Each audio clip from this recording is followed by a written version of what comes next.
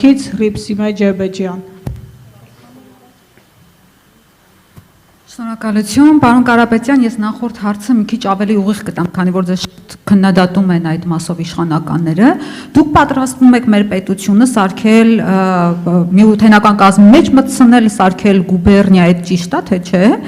Արդյոք, երբ որ Պուտինը Փաշինյանի հետ հանդիպման ժամանակ ասաց մենք ռուսական անձնագրով մարդիկ ունենք այդտեղ, նկատի ունենալով ըստ երևույթին ձեզ դրանով ինքը ձեզ օգնեց, թե վնասեց ձեր կարծիքով, եւ մի հարց էլ ընթացային է, չնայած խնդրեցին մեկ հարց տալ սումքի հետ կապված։ Ես նայեցի, որ Փաշինյանը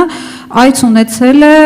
Չինաստան 2019 թվականի մայիսին եւ 2025 թվականի օգոստոս-սեպտեմբեր ամիսներին։ Ինձ հետաքրքրում է այդ սումքի ազդեցությունը ինչքան է պահպանում ձեր կարծիքով եւ արդյոք դրանից առաջ հալյուցինացիաներ չեք տեսել Փաշինյանի մոտ։ Շնորհակալություն։ Սնկի ազդեցությունը ես չգիտեմ, որովհետև չեմ փորձել, բայց ինձ թվում է սրացումները սկսվում են կուլ տալուց անմիջապես հետո։ Ինչ վերաբերվում է Պուտինի ու Փաշինյանի խոսակցությանը, ես չեմ ուզում մեկնաբանել տարբեր երկրների ղեկավարների խոսակցություններին, բոլորը իրենց կարծիքը ունեն, Պուտինը իր կարծիքը հայտնեց, Մակրոնը եկավ Փաշինյանին զասոց դրեց, դրանով իր կարծիքը հայտնեց։ Հիմա եթե մենք սկսենք ամեն օր քննարկել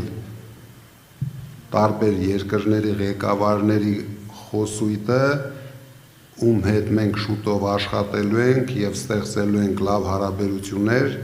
ես դա կոռեկտ չեմ համարում։ Ես ասել եմ,